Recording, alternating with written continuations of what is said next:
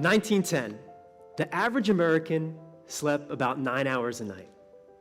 But with the invention of the light bulb, TVs, iPhones, computers, and of course, Netflix and Amazon Prime, the lure for 24-hour-a-day fun or work, knowing somewhere in some time zone someone else is working while you indulge in sleep, the pull to neglect sleep has never been stronger. Now this is a big one, because how many people here have stress in their life? We all do. So when we're not sleeping, our bodies and our minds are not able to recover from stress. Sometimes we can feel the stress, but a lot of times we got so used to feeling stressed that it's become our new norm. And we're not even aware that we're under stress. Stress stores in our bodies as tension. And we need to learn how to release that tension, because if you don't, it can manifest into disease. We very unfrequently realize that it's actually stress and anxiety that's keeping us up. When we don't get sleep, guess what happens? We get more stressed. And then we're on this vicious cycle of I'm stressed so I can't sleep. I don't sleep and then I'm more stressed. But sleep is not only critical to our health, it's also critical to our mental performance. Because when we don't get the sleep we need, the prefrontal cortex, the part of the brain that's responsible for executive functioning, decision-making, reasoning, planning, and executing on those plans, diminishes. And without that part of the brain working, we make mistakes. And very often, the quality of our lives comes down to the quality of our decisions. Would you guys agree?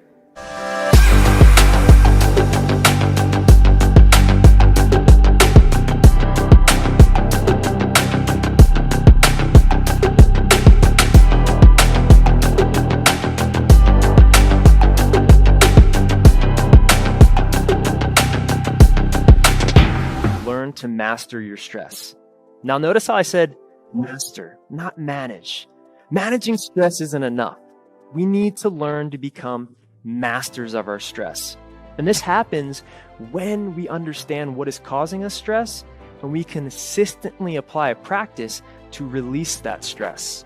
We have to start by examining our current beliefs. Really important. Because the only way we change is if we have a strong enough reason to change. How often are we not conscious of the energy that we bring into the room? Think about if you walked into a room with more certainty, with more clarity, and more confidence. What would you be able to achieve? When you don't get the sleep you need, you wake up, you're groggy, you're a little irritable, you're hungry, and you're just not mentally there. You're showing up as a fraction of who you could.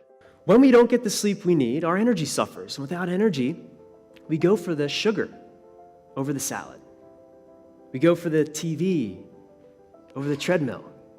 And that glass of wine quickly becomes the entire bottle. But if you're doing that consistently, day in, week in, month in, it's going to affect your energy. So today I'm here to help you guys get out of the stress triangle. Are you excited about this? Say yes. Are you excited to learn how to get out of the stress triangle? Say yes. All right.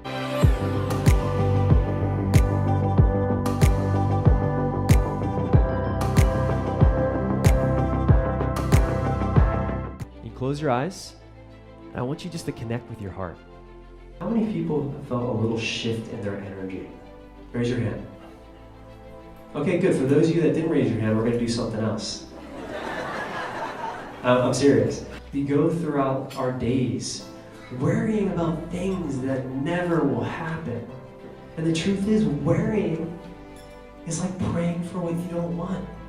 So start focusing on what you do want versus what you don't want, and watch how things change for you. And if you truly connect with that, what happens is whatever was causing you stress, it seems a lot smaller. But don't just leave and not do anything different. Please do not leave this room and just say that guy was a nut. Because if you don't do anything different, nothing different will happen. If you want to be the best in the world, you have to prioritize your sleep.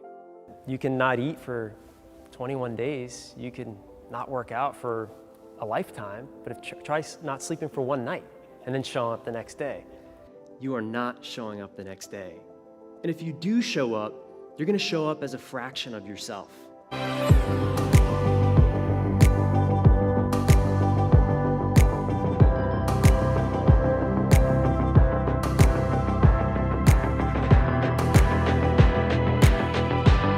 "27.5 years is the amount of years that we spend asleep." Most people, we all have a bedtime ritual. For a lot of us, it's watching Netflix or it's scrolling on our phone. And not only does this create hyperarousal and stress in our mind-body system, when we don't get the sleep we need during the night, we suffer during the day. Because it's during sleep that our immune systems activate. It's during sleep that our bodies repair and recover. Sleep also acts as emotional first aid because when we get the sleep we need, we're able to better express emotion.